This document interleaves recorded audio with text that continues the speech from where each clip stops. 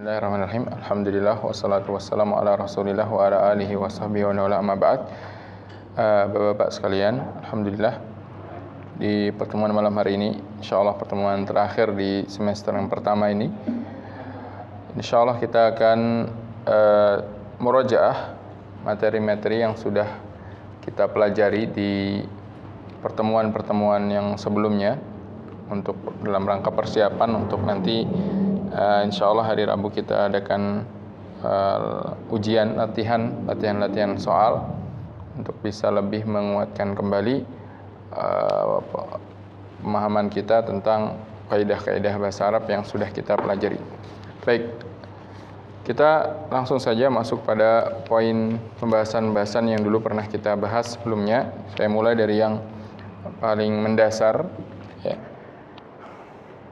Ada berapa waktu itu? Kalimat dalam bahasa Arab ada 3. Yang pertama disebut al-isim, al-ismu, yaitu suatu kata yang menunjukkan kepada kebendaan. Maksud kebendaan di situ adalah yang bukan kata kerja, yang akan mencakup manusia, hewan, benda-benda, kata-kata yang tidak menunjukkan kata kerja, semua itu adalah masuk dalam kategori isim.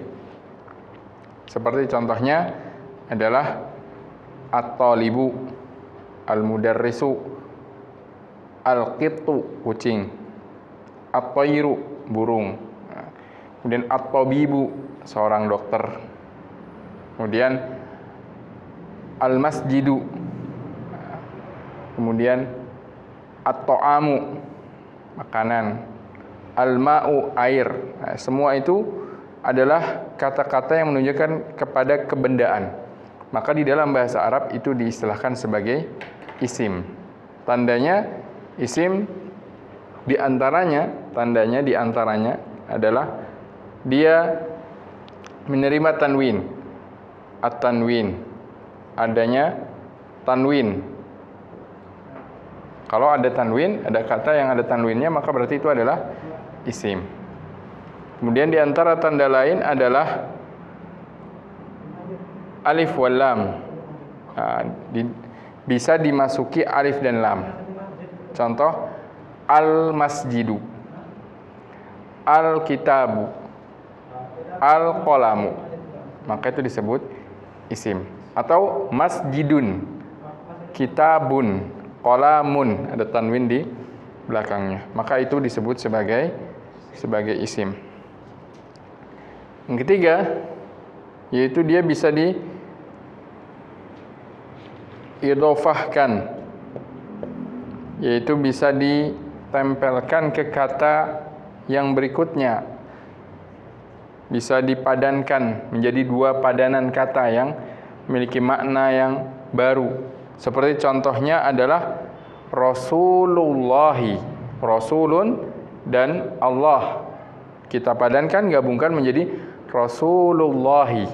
Maka 2 kata tersebut kedua-duanya adalah isim.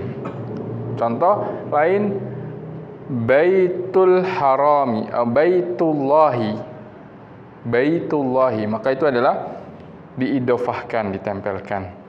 Nah, ini masuk dalam kategori yang pertama, yaitu isim. Yang kedua disebut sebagai fi'il, al-fi'lu, yaitu suatu kata, satu kalimat yang menunjukkan kepada kata kerja, sebuah aktivitas. Seperti makan, minum, duduk, tidur, itu adalah sebuah aktivitas. Berjalan, belajar, membaca, menulis, itu semua adalah sebuah aktivitas. Itu di dalam bahasa Arab disebut sebagai al-fi'lu. Dan telah kita ketahui bahwasanya fi'il ada 3 bentukan.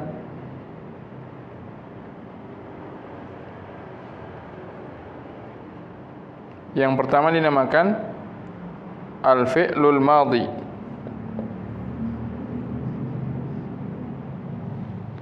Al-fi'lul madhi.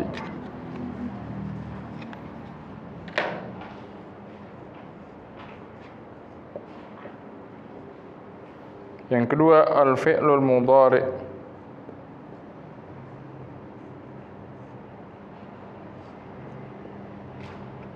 Yang ketiga fi'lul amri.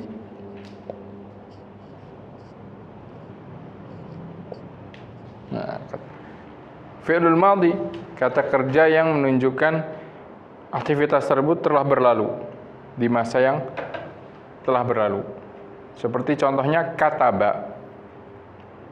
Fi'il mudhari menunjukkan bahwa aktivitas tersebut sedang berlangsung, belum lama berakhirnya atau akan berlangsung. Yaktubu. Fi'lul amri menunjukkan kata kerja tersebut digunakan untuk memerintahkan agar seseorang melakukannya. Contoh uktub. Dan kita telah pelajari tasrifannya pada bab sorof.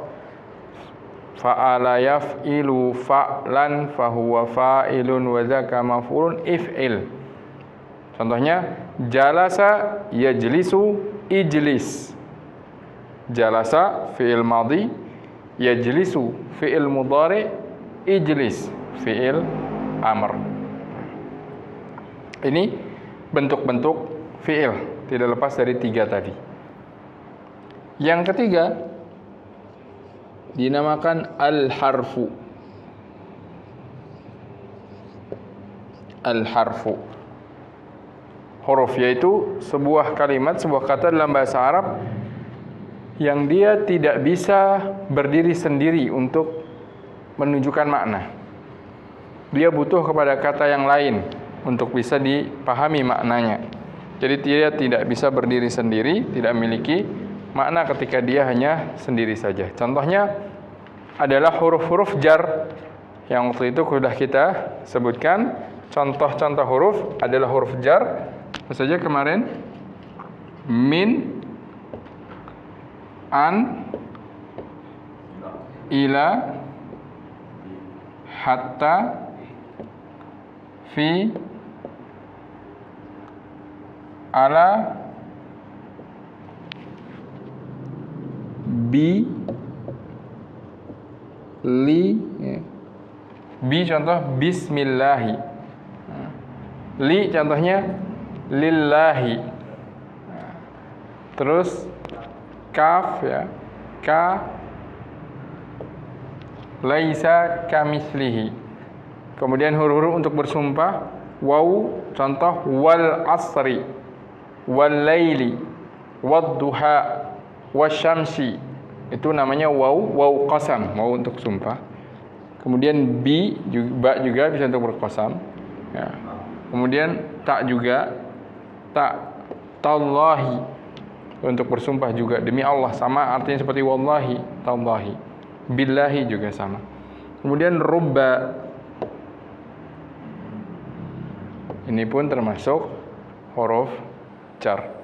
Nah, ini contoh-contoh huruf. Saya katakan ini contoh, masih ada huruf-huruf lain. Dan contoh-contoh yang kita bawakan ini semuanya disebut sebagai huruf jar yang sudah kita pelajari.